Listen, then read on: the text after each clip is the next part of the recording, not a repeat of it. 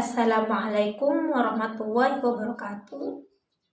Perkenalkan, nama saya Nabalatul Mukarromah, NPM 718212508 dari Fakultas Ekonomi dan Bisnis, Prodi Manajemen. Pertemuan kali ini, saya akan melanjutkan pembahasan dari minggu kemarin, yaitu menerapkan harga pokok pesanan yang kedua. Metode harga pokok proses produk diolah melalui satu departemen dan beberapa departemen. Yang pertama, melalui metode harga pokok proses produk diolah melalui satu departemen. Produksi perhitungan harga pokok produk dalam metode harga pokok proses diterapkan dalam perusahaan yang mengolah produknya melalui satu departemen produksi tanpa menghitung adanya persediaan produk dalam proses awal periode. Yang kedua, melalui metode harga pokok proses produk diolah melalui beberapa departemen. Hal-hal yang perlu diperhatikan dalam pengolahan melalui beberapa departemen. Yang pertama, biaya produksi dan laporan harga pokok.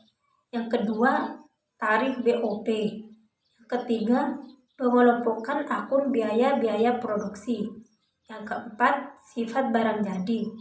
Apabila produk diolah melalui beberapa departemen produksi, agar informasi biaya yang terjadi atau dibebankan kepada setiap departemen produksi dapat diketahui, maka prosedur akuntansi biaya yang sudah dibahas adalah sebagai berikut.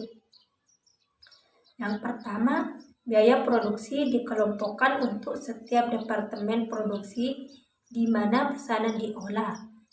Biaya produksi setiap departemen tersebut digolongkan pula untuk setiap elemen biaya. Yang kedua, tarif biaya overhead pabrik yang dipakai untuk membebankan biaya pada setiap pesanan harus ditentukan untuk setiap departemen produksi.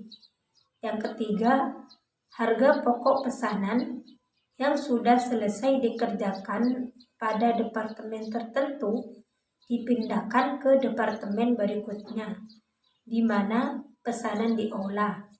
Setelah pesanan selesai penuh, harga pokok pesanan dipindahkan ke persediaan produk selesai.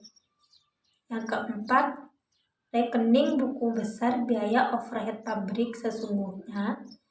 Rekening biaya overhead pabrik dibebankan dan rekening selisih biaya overhead pabrik harus diselenggarakan untuk setiap departemen. Berikut beberapa produk rusak dan produk cacat yang tidak dapat dipakai lagi. Sisa bahan timbul karena produksi dijalankan secara efisien, produksi dijalankan secara tidak efisien, atau sisa bahan ada yang laku dijual, ada yang tidak laku dijual. Yang kedua, produk rusak timbul karena sulitnya proses pengerjaan, sifat normal proses produksi, kurangnya pengawasan produksi, atau produk rusak ada yang laku dijual, ada yang tidak laku dijual.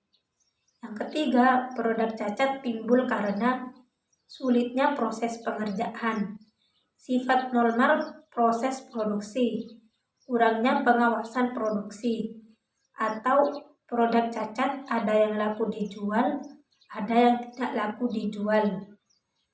Demikian pembahasan yang dapat saya sampaikan. Selebihnya kurang maaf. Assalamualaikum warahmatullahi wabarakatuh.